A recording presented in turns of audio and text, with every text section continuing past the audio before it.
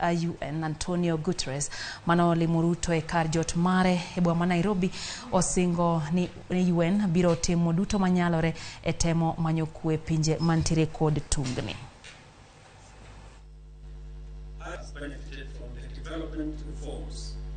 Kenya has taken a leading role in championing peace in Eastern DRC through the EAC-led Nairobi process. We are keen to work with all international partners to restore peace and security in the Sudan. Somalia provides an opportunity to act in concert to consolidate gains made since the deployment of AMISOM in 2007. Kenya is proud of the United Nations offices in Nairobi and has invested heavily in the UN complex and Gigiri area's infrastructure. I call upon the leadership of the UN to strengthen the United Nations office in Nairobi to effectively extend its services to the global south. We, as United Nations, we have not the power, the secretariat and agencies, and we have not the resources to change these things. But one thing you can be absolutely sure, we will be at your side. We will be together with the Global South, fighting for a world that is more based on justice, on fairness, a world where all women and men can have access to the same opportunities. You can count on our solidarity because it's the right thing to do. Koromongaji wa nkoro ya ngore ni jadolo Paul Mackenzie ne osebedo katelo ne chenro mar iko nyirombe mage mane owito ngimagi e kanisa mare. Achiel kuom jal mane lime kanisa no olero kaka Mackenzie ne tawo chenro makamano kapok ne odar kendo weyo lamo kanyo. Brian Yelima miyo waler mar wachno. Kuom thuolo mar jumbe ariyo sani, pinjo makagi kacha ma otenore gi kaka gik moko ne timore e bungu mashakaola kuom thuolo malach pok ne oyudo duoko. Menyo mag duoko gi ma wasebedo ka watimo ne ochopo kuom jal moro mane nitie bungu mashakaola kane giluwo jadolo Paul Mackenzie. Jalo lero ni gik moko ne ochako dhi ataro gi geno margi e seche mane jadolo Mackenzie noluongo gi e bungu ni gidhi ging'iew lowo. Isho goyo mashamba. Personally mimi niliuziwa shamba na pastor. Niliuziwa shamba na kuna wengi tu karibu 90% watu walinunua mashamba kule. Ni kidogo wenye hawakuwa na uwezo. Kwa sababu kuna watu tayari waliacha mali zao, wengine waliuza mali zao wakala zikaisha. So ilipokuja hasa ni season ya watu kwenda msituni, wengi hawakuwa na. Kuna baadhi ya watu hawakuwa na pesa. So wao walipofika kule msituni, hata wengine walisaidiwa na pastor kwa usafiri ili wafike msituni. Walipofika msituni, ilibidi wafanye kupewa mahali. Sasa sisi wenyewe tulikuwa bado tuko na uwezo kidogo, tulinunua. Olero ni ne okuging'eyo ni wach mar ng'iewo lowo ema nomiyo chunogi ni nyaka gitim lamo gi riyo kech kata tweyo. Mane en Maria utweyo ayanga mabende kaluwore kodgi ne itimo diriyo. Vile mimi najua vile kwa aina mbili.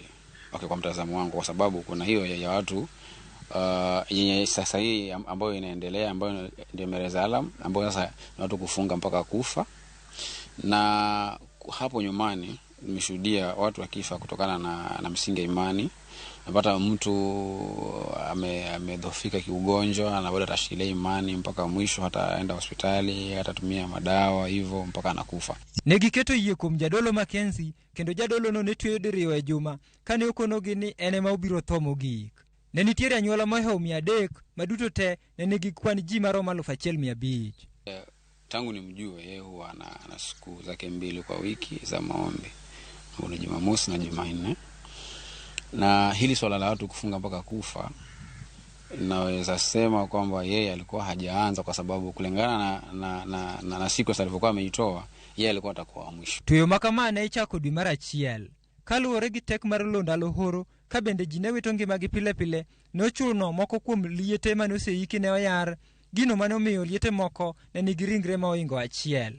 Wanapokufa watu wengi kwa siku moja inakuwa sasa ni gharama zaidi kuchimba mashimo ya watu wengi. So inabidi tayari wanachimba kaburi moja alafu wote and by the way ile kitu ya muhimu mnafaa ujue ni kwamba kule watu hawathamini maisha yao, especially mwili, yani hawathamini. So tunaweza ita ni kuzika, lakini kule ni kama ni kutupa ama kurudisha tu mwili kwa mavumbi. Anyhow they don't care, kwa sababu tayari imani ishaonyesha kwamba mwili wao si muhimu tena. So hakuna haja ya kuzingatia protocol wakati unazika mtu. Olero ni Mackenzie uone manotelo ne chenro mag iko ka bende seche moko ne gikunyo bur kapod girito ni jal mane madhi wito ngimane. Ni kugumu. So kuchimba futi 6 tayari ni changamoto. So ile mazishi moja niliwahi kushuhudia ni around 3:30 hapo. Watu wamengangana sana. Yeah. So hiyo ndio tofauti ya kule na huko. Alafu kaburi kule hayachi na mlima, wale mchanga unaobaki after kaburi imejaa una kwa spread tu hapo area hapo, yani kiasi kwamba after kama kutanyesha immediately after mazishi hata kwa rais wewe kunotice ile kaburi.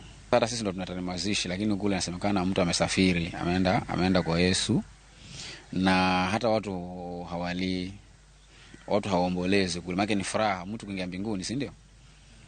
Kule is considered kwamba ni victory, yani mtu amengangana, amekaa njaa hivyo, amezuia mpaka ameingia, huyo mtu anakuwa considered kama shujaa. Sasa masharti yenye ilikuwa unapewa huko kama ukitaka kuenda, kama mimi tayari masharti yenye ilikuwa nikipewa, ambia nataka kuja kukoana, nakwambia kija huku hakikisha hauna nywele, umenyoa nywele, uhakikishe nguo ya ndani hakuna, uhakikishe hauna cutex, uhakikishe hauna lipstick wala wanja. Eseche mama lingling makama pod tuch, anyuola buora mane joge ginitie bungu mashaka hola medo wuok oko mar lero ni gikia gima dhi nyime kaluwore gi chike matek mane miyo joge gigo. Brian Nyilima, Ramogi TV. Kwa the county ma Kisumu, nyakura mgajuang jodak kod johala makatite kar chung'od bura manyando koro yuago ruchruok mararita kwe kalore kod kuo masani omedore okinyi godhiambo ya lorano.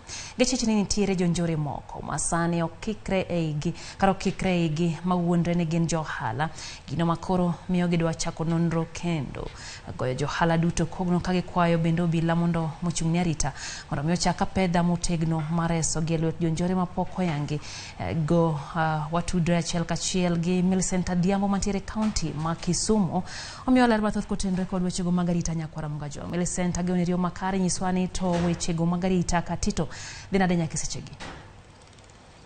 Ero kamana yonya lide achiel kachiel kwa uo katito mabende yudore kar chung'od bura manyakach kama bende gi thuolo ni endi kuom thuolo madweche ariyo jo yuak makaendi wacho ni jokuoge osemedore e alura ni kendo gino oserocho arita kwe, obede delni, obede chiro, kata obed jo ohala mopogore opogore kuma giloke ohala giyudo ka gige gi kata mwandu gi jokuo kwalo matamre gino. Nadwa ni wadhi irgi achiel kachiel mondo ginyiswa ni to gini nochakore karang'o, to kwayo mane makoro gin go kata okang' mane magida kao eneno giduoko piny weche mag njore makoro dhi nyime e alorani. Machiegni bro chako kodi achiel kachiel bia ka kinyo ka tingina kamera chakna gi nyime lero ni to kuoma ulero ni eri ochakore karang'o, to ere kaka otimore, to uchich ni jomage mabede timonu gini to obila timo yango. Ero kamano Radio Ramogi gi nyinga en Linet Opiyo, ajadak makatito ka. Kuom dweche ariyo mokalo insecurity osebede ikatito ka. Wawacho kod dwela achiel ni arita mar kwe okethore ikatito. Katito ni e North Nyakach, to ok wamor kod kuo mane ikatito ka. En kuo ma kata chiayo ok wuothe chiro ka, ok wuothe bath ndara ba ok kwa. An mane an kod dhiang' mana kano ni nyathi dhigo sikul. Dhiang'no apoko se kawe kendo onge kod sani mapod akia kata ni tadhi timo nang'o ka nyathi dok e sikul. En kuo mituro dhoudi tituro dukni to ok wamor. Irepo nyaka moni ma nyaka mogo miyago de chiro. Ok wamor kendo wawacho kendo wakwayo ni jotendwa mane wayiero konywa uru waol gi kuo man katito. Ero uru kamano. Ero kamano mana mapiyo piyo machiegni. An gi nyinga Mary Ochieng', awacho ni insecurity makatito rach kabisa. Sani kata gwene mokipidhi gimora mora nyaka dukni turo. Giwero matis kiduogo ni ochako kwale, kiny kendo kiwero ochako kwale. Ima nyaka mogo kidhi dala, nyaka rombe ikaw nyaka godiochieng'. Insecurity rach, ngiuru kaka unyalo lokonwa insecurity. Uloknwa polise manyisha nitiere chon, ukelnwa polise manyien mondo insecurity obed maber e Nyakach. Wakwayo gi dwol achiel ni joma ne wayiero mondo ging'i kaka ginyalo konyo jonyaka chiwak. Erokamano ahinya machiegni.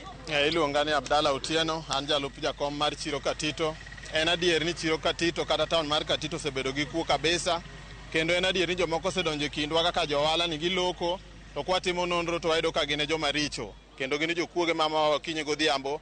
En adier ni ok chop jumbe ariyo kok okwal duka kata ok mama mamoreyo kata ok otong' ng'ato kata okwal dher ng'ato. Wakwede okang' mamalo ni kuo machal kamano ok wadwar, nikech Katito ema biro konyo oganda wa manyien. Kwawe ni jokuoge mobet e Katito, oganda mabiro hinyore. Koro akwayo jotendwa mana wayiero Aduma Wuon Owuor, Ojienda, MCA Nyaoke, wakwau mondo mi ukonywa e weche matimore Katito ka, nikech arita mar Katito ok ni maber kendo ni marach kabisa. Koro akwayo mondo jotendu wuog oko, to kotamore kaka wan jopiny waseng'eyo jokuoge ma wan gi dierwa, to gi kuonde gik ma giwuondre ne gitimo, wabiro kawo chike lwetwa ka sirkal gi jotendwa ok nyal kawo. Ero kamano. Kapok idhi kaka jalup jakom, bende obila osekawo thuolo mar timo pedha e yango jokuoge gi kata njore matimore e alworani? Ero kamano, amor gi OCS marwa manyodonjo manyien, nyaka nyodonji pok okawo ndalo, to setemo wakonyo manyo jogi, kendo nitiere manyo osemaki moseteri nyaka e kot.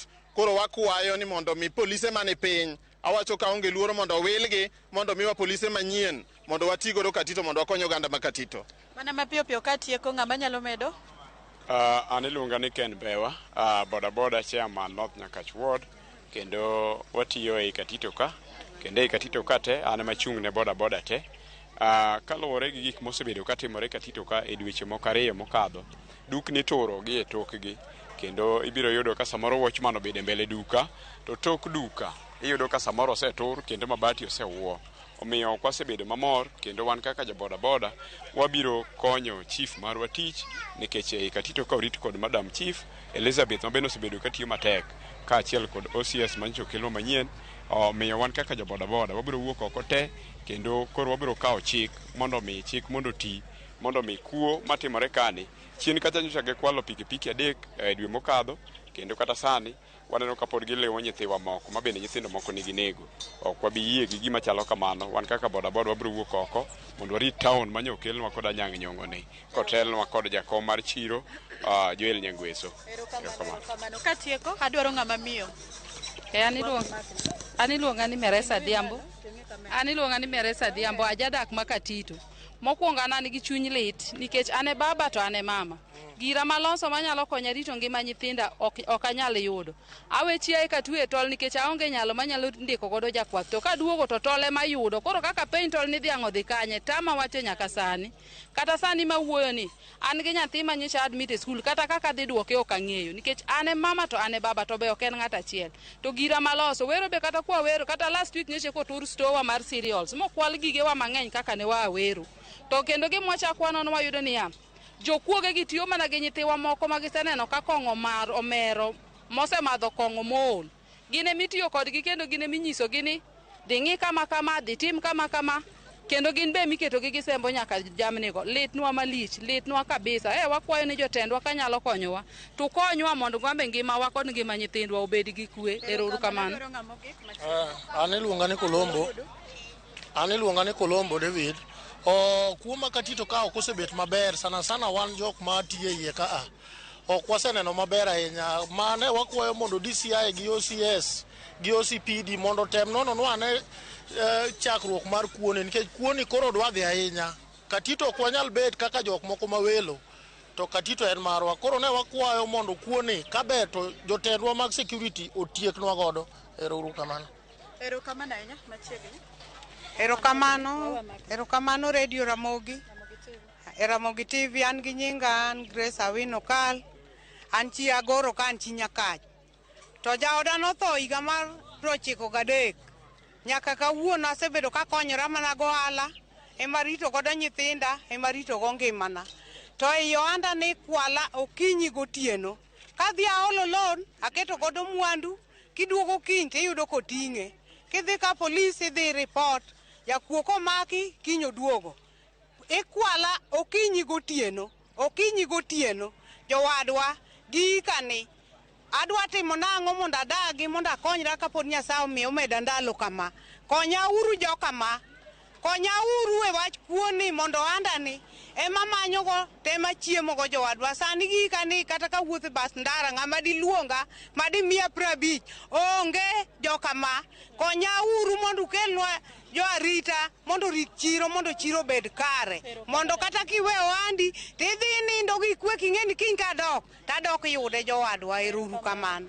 Mana kamano lida kisewinjo moko kuom ywak mopogore opogore kowuok kuom jodak kaachiel kod johala ka giwacho ni mwandu gi kata jamni gin gigo ma ka giloko to gin mana gi paro madang'ni ka giwacho ni onge arita makare ka jokuogi oyawo wang'gi kendo dhogi mar ritogi kendo tong'ogi kata monjogi e kor yo ka gidok kata kuondegi mag ohala. Gie thuolo ni endi godwolgi ka gikwayo piny owacho kata sirikal moritogi alworani mondo nyal kelo arita mondo mi oridi ka ochaka pedha mar yango jogo ma bende osebedo ka rocho arita makare. Ka kamano kionge penjo aduoko ni studio idhi nyime kod weche manyien mamedo tuche mesa mar weche Lydian Kuomi. Kapok idhi Millicent, bende nyiswa ni to bende gisebedo ka gigo report obila wacho ang'o ahinya kotenore gi wechego mag arita.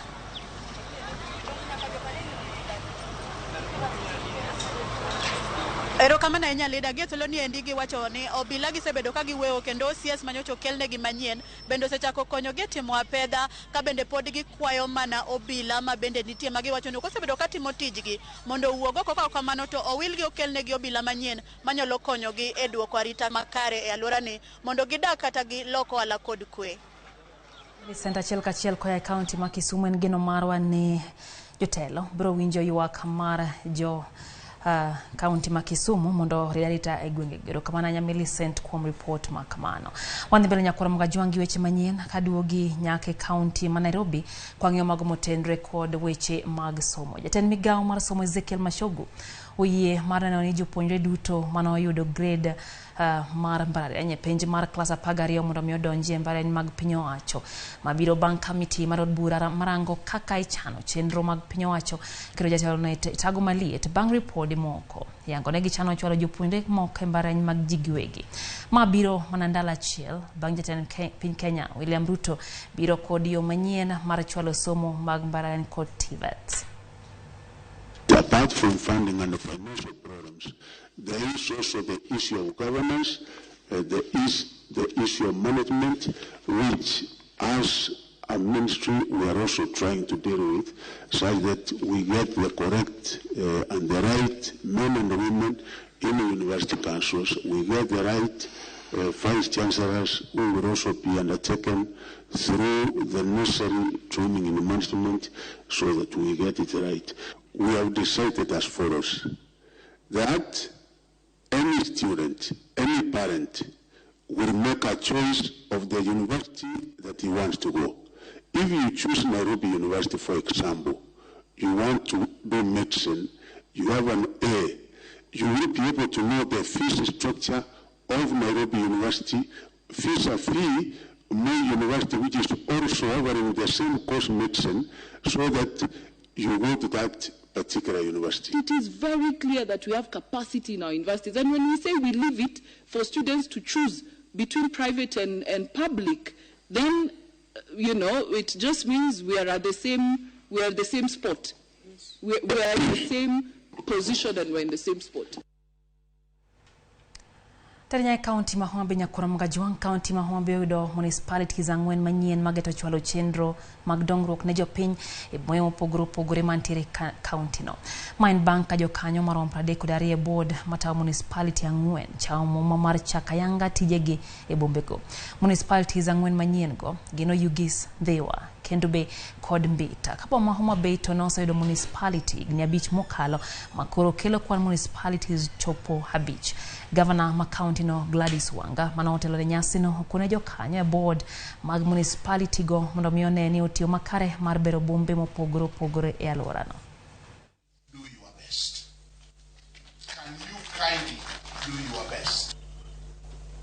You are going to compete amongst the 5 municipalities within Homabay County. And after competing locally, you will now compete nationally. When I had discussions at the national level around some of the funding that had been received by counties whether you talk about the Kenya Urban Support Program or the Kenya Informal Sector Support Program, we discovered that Homa Bay was receiving very, very low amounts. We have said that we want Homa Bay to become a city within the next decade. E kaunti ma Migori, Nyakura Mgajuang, Director Migago Maralura, Midhiero Mapoya kod lokruok mano mar kor lwasi Kennedy Ombogo chiwo siem na jodak e kaunti ma Migori mapuko taka e kuondego ma ok oketi mag puko taka. Ombogo wacho ni nitiere moko kuom jodak matiyo kod moko kuom jogo maribo tukutuku mabende ting'o negi taka seche mag otieno kendo puko e chuny boma ma Migori. Nowacho ni gisechako timo pedha ne jogo mapuko taka e kuondego ma ok owinjore kendo koro gidhi kawo negi okang' mar chik. Ombogo no kwayo oganda e kaunti ya Migori mondo mi otim machiegni kod gi mondo mi gikedi kod jogo mapuko taka e yo ma ok owinjore.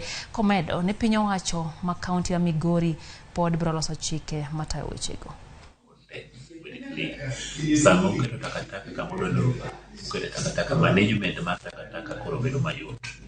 Wawacho omiyo wachiwo onyo kari ni ok wadwar ni ng'ato odhi e court kata odhi ochiw pesa mang'eny otimo gima rach to en gima onyalo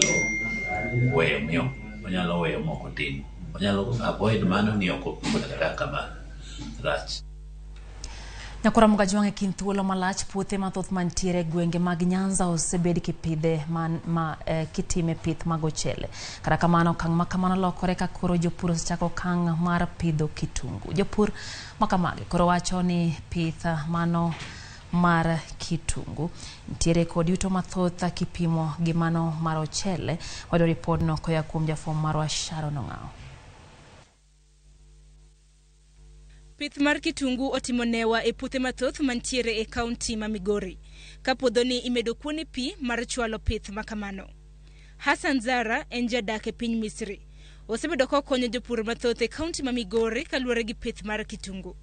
Nochako pith makama e kind thuolo mar higni 3 ma osekalo. Kaluwore ni pith mar ochele ne ok kelne yuto moramora.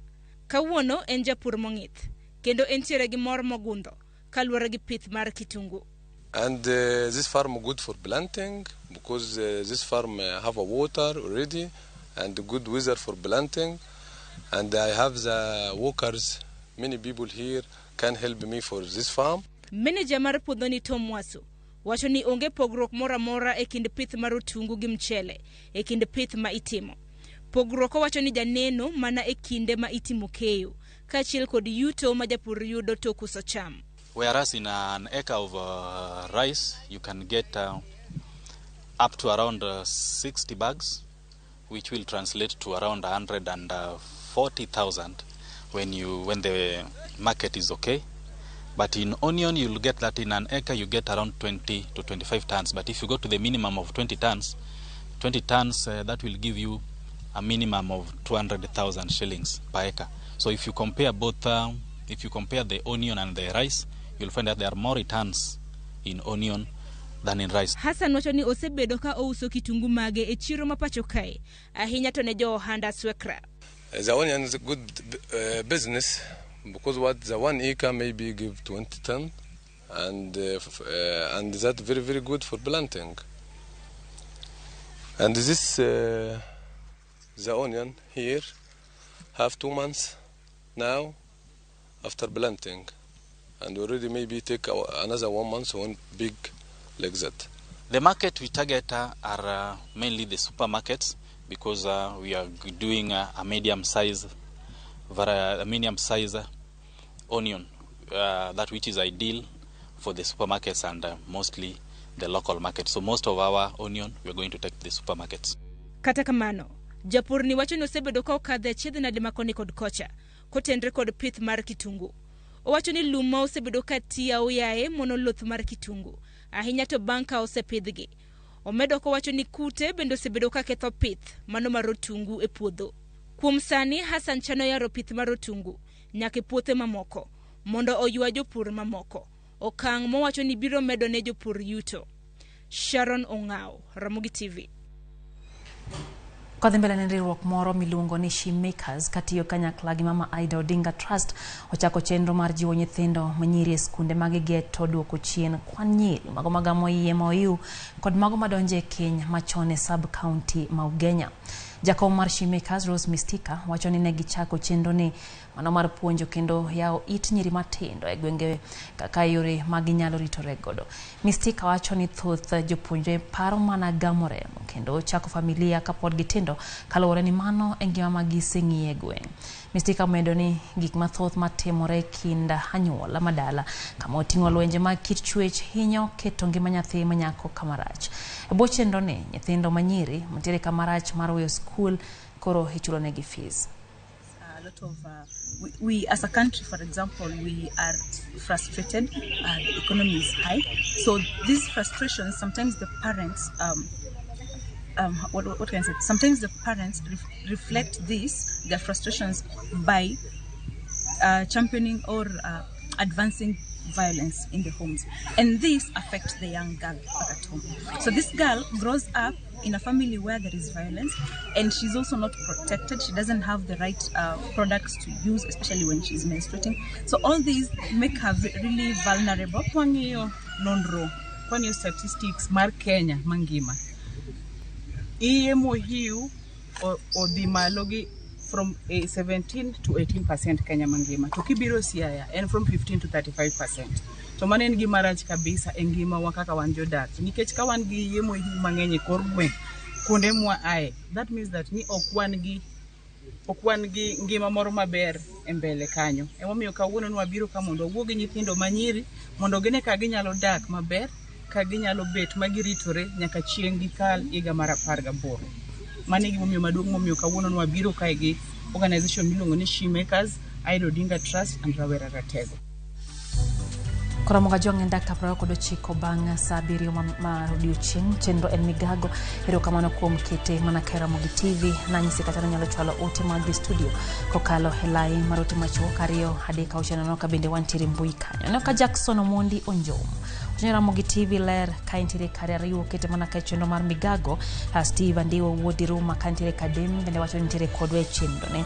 Bende aneno Karen Kaya Siaya wacho ni en bende osekete mana ka aneno ka entire gi lek mabeyo kanyo. Erokamano ahinya Karen. Bende aneno ka Lucy Leila kachiela gi Isaac Sala kaintire Kabondo Misambi wacho ni gintire ndani pamoja e chenro ne mar Migago. Bende oro ote mag nyakoro mgajuang ari adeka uchanano ka bende wantiere mbui Ramogi TV nyiswa pachi e chenro ne wayo matin kwa duogo wabiro kod weche moko manyien.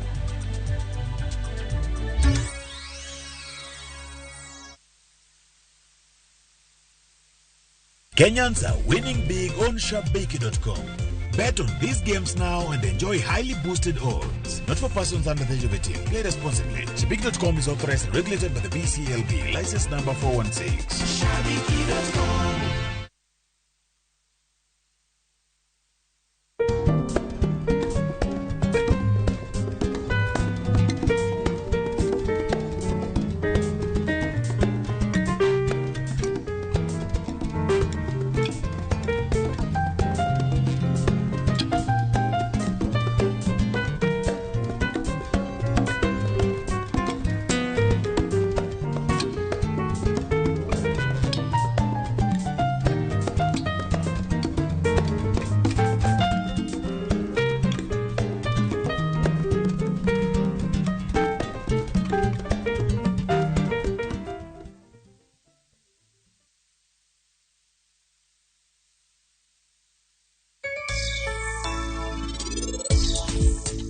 Yani the most important person in biashara mara and client kata customer. Uronya ki position yourself well mondi you client, otherwise inyalo chako wala to end up ni en mana kamano. Make your mealtime more magical.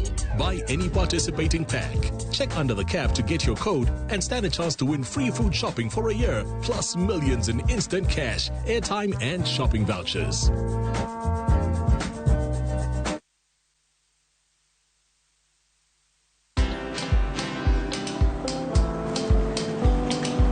Niaje? Ni kama unashangaa kwa nini naangalia simu with so much focus, eh? Usishangae sana. Nimekuwa ndani ya story kabisa. ni kama malaria ya juzi. Ni kama nilikuwa hapo iki happen. And when this new market was being opened, ni kama nilikuwa hapo tu. Hata vile local tourists for a special rate at the coast, I was there. And when this new road was being commissioned, I was right there. Na hata wewe, unaweza kuwa na story wherever you are. Just download Citizen Digital. Stay informed on all the news and events as they happen across the country, the continent, and the world at large. Download Citizen Digital, Kenya's #1 news app.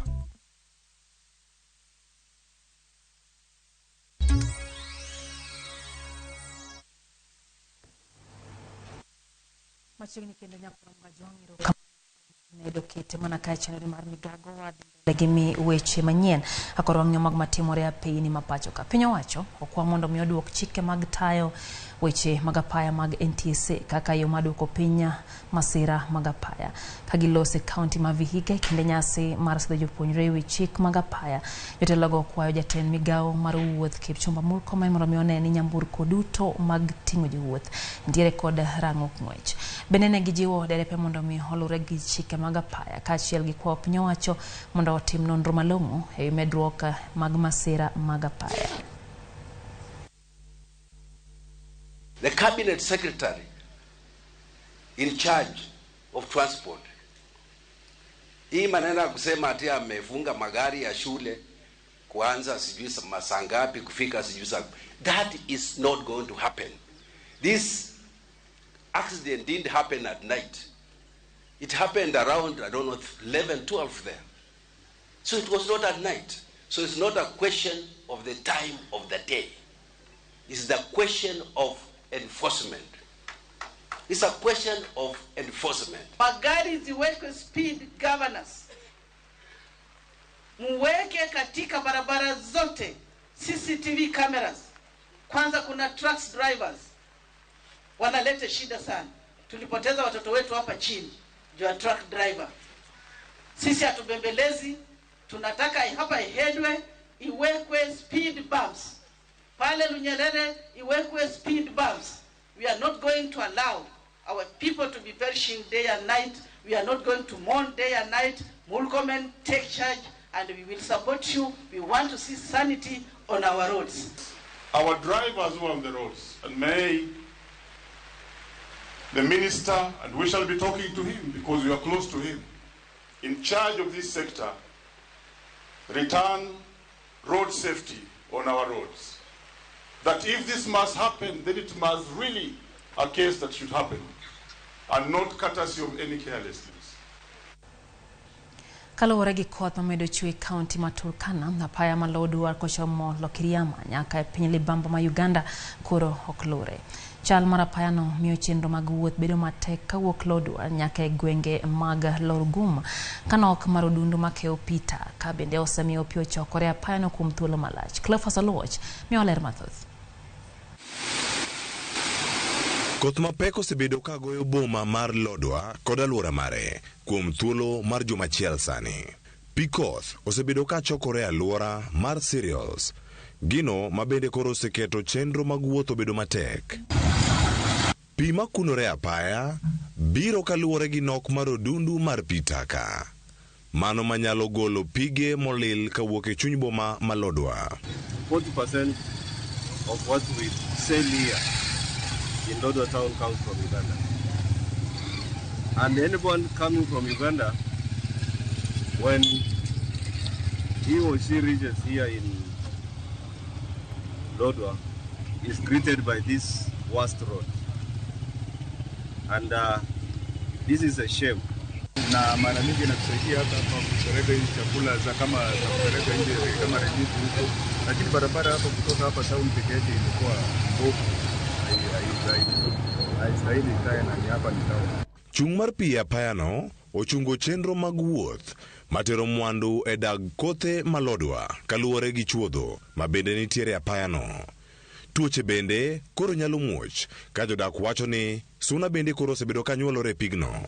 Na sasa tuko mwaka wa 10 tangu devolution ianze kufanya kazi na barabara hii imekuwa hivi.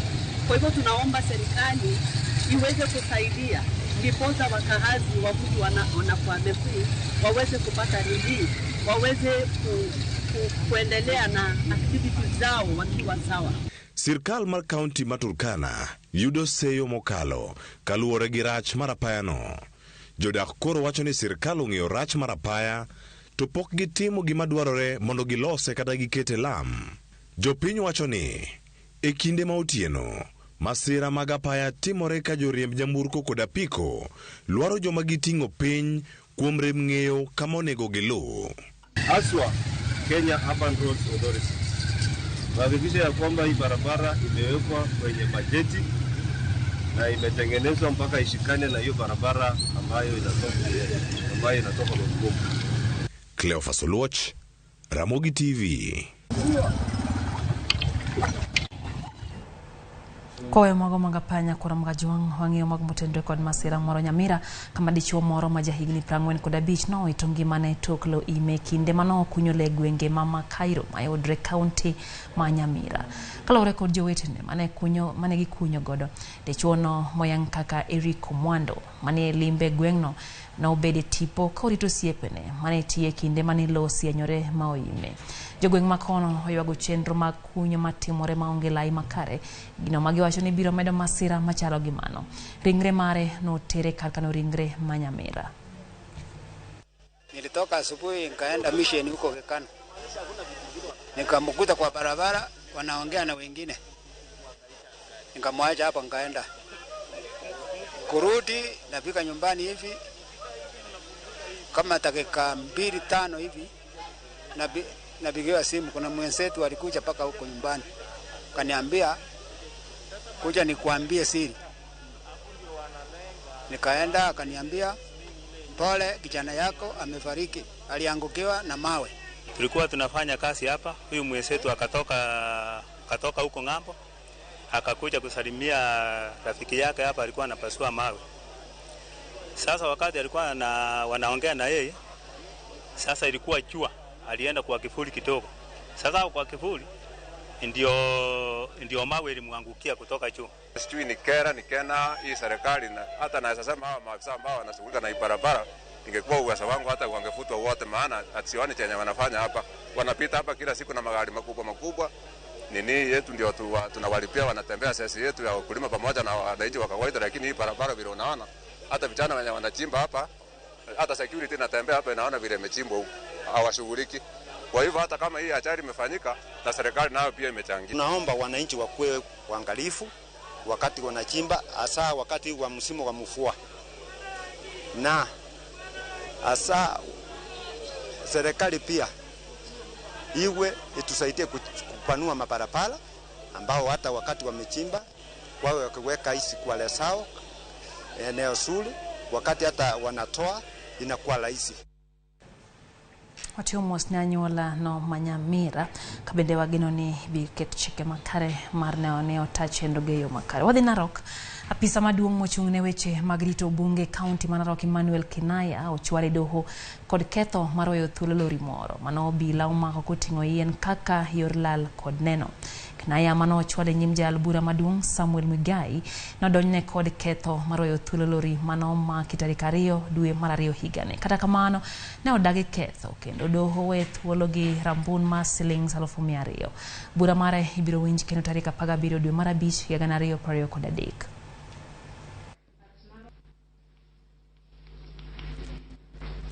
For now, accused will be released on a bond of 300,000 shillings to one surety. And the case will be later on consolidated with criminal case number E020 of 2023. But since he has come to court today, the mention will be on 17th of this month.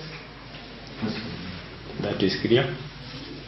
Okay, then those are the terms of bond mentioned 17.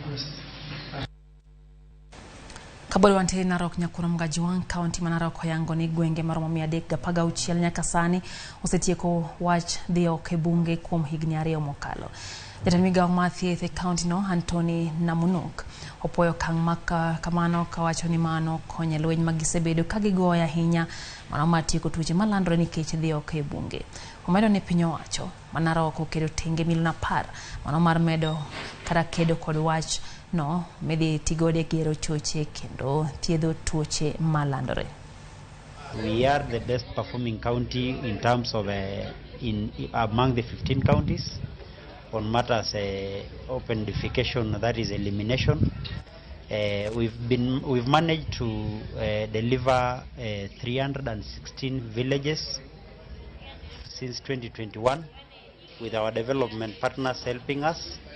And today we've as a county also committed to put our local resources into sanitation activities. We are happy about the county achievement, and actually the donor partners, USAID who is here, UNICEF that is here, and the many other partners who have also seen us on the internet, actually are happy on the achievement of Narok, and we want to continue with it. And by 2025, we want to make sure that all Narok County becomes ODF, and actually we want to move to other counties also.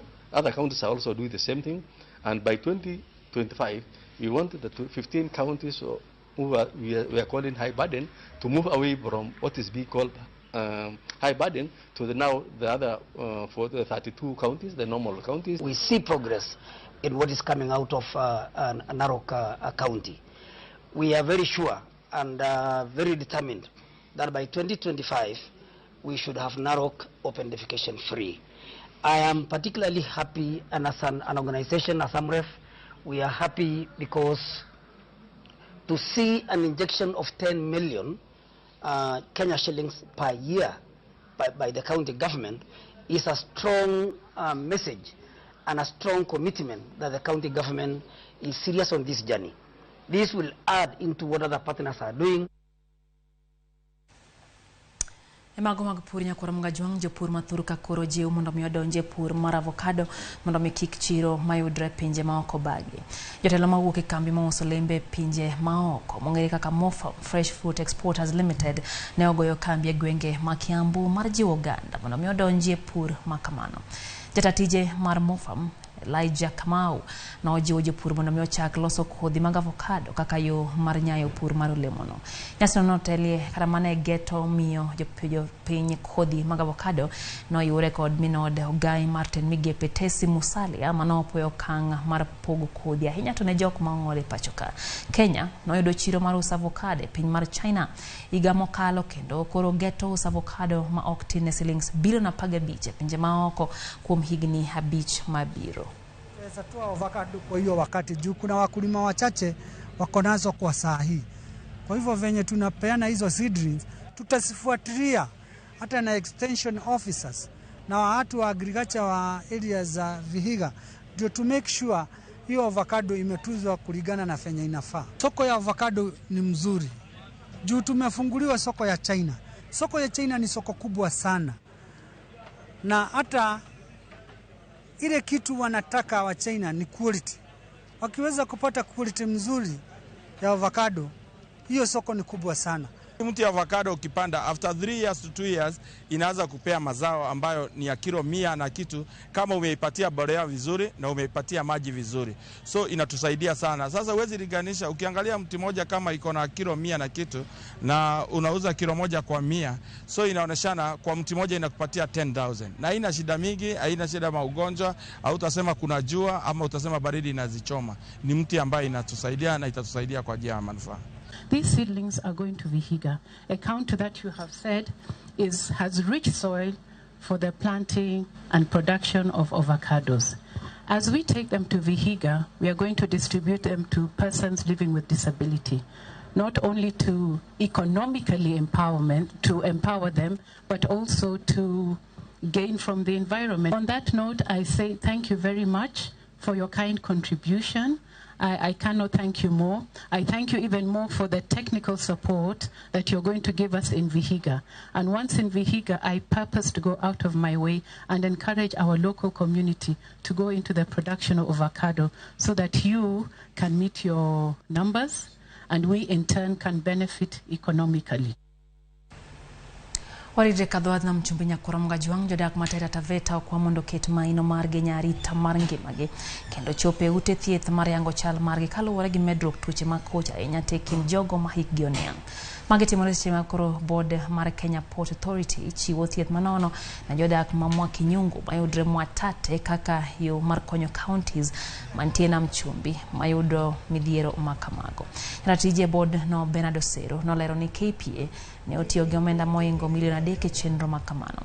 Jatend Migago mar thieth county ma Taita Taveta Gifton Mkaya kata kamano lero ni ji mathoth pok ochopo mar yudo thieth. Kwa jodak mondo mi oti gi okuma mar thieth NHIF mondo ginyal yudo thieth. Grafting is removal of part of your body to come and seal a wound so that it can cure. But it didn't go well. And this was done when the patient was 22 years old, and she's now 52 years. So you can imagine she's been staying with this wound for that long. Specifically today we are focusing on health, and we do this on a rotational basis. Overall, our budget for corporate social responsibility is 2% of our profits. More often than not, we have tried to be consistent with that. And for today, specifically, we are spending about 3.5 million to cover for the medicine and other expenses. Napogeukia hilo swala la wahudumu wa afya kufika kazini wakiwa wamechelewa na kutoka kazini mapema, huo mimi nasema ni utovu wa nidhamu katika kazi, maana sheria Employment Act 2007 inasema kwamba mhudumu Kenya anatakiwa kufanya kwa siku masaa 8.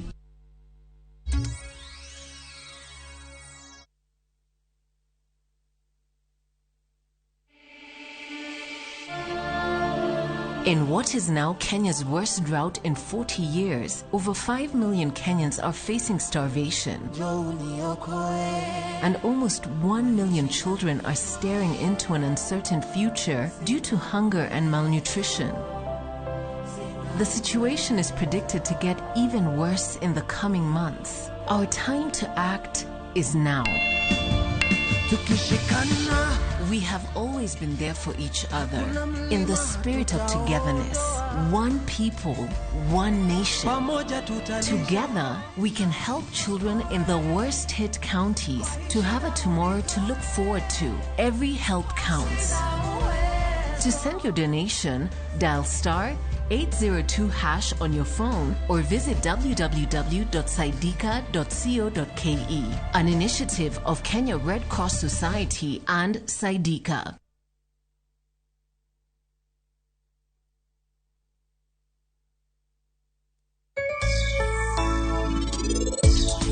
Machiegni chenro mar penj laktar kawa wacho ni ngima en mwandu mata chenro ni en Andutho Tieno aduoko ni erokamano kuom bedo kodwa. Every business is supposed to provide a solution. Onego bed ni wala mora mora bridge gap moro in the society.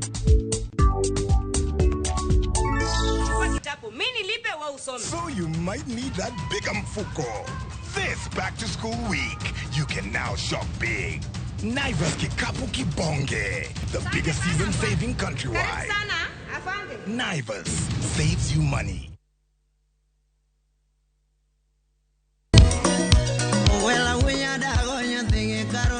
Mae chenro makeluni gigo mamit. Gikeluni weche mamolo e pacho ka. Nyanya kaji nyadhijungu ng'ato gero ot mochung' gi chama. Gima wuok e pinje maoko. Itoni kia kato koro Paris. Gitwak mamulo rowere gi oganda duto. Mana kuom nyithindo ma neno wasani. Winjane janyuol. Janyuol gima ber ahinya. Timne ng'ato gima imbe kotimi to ni winje maber. Yudo danje maliet. Inyalo kwayo thum kidwaro ma kaka Talanta Brogoni studio kaendi. Mane mbak ndalo chakre wuok tich nyaka tich abich saa 8 odiochieng'. Ibonuo chakre saa 7 otieno mane Ramogi TV.